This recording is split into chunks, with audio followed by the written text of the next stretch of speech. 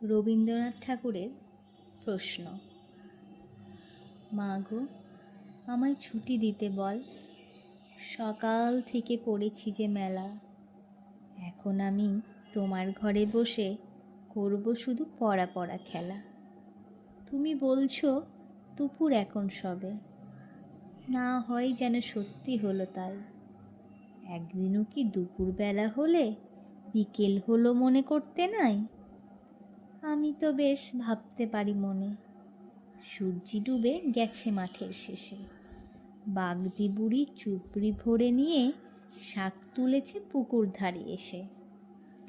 আঁধার হলো মাদার গাছের তলা, কালি হয়ে এলো দিঘির জল।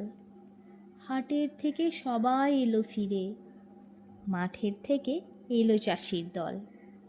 মনে কর না উঠল সাজের তারা, মনে কর না সন্ধে হলো যেন।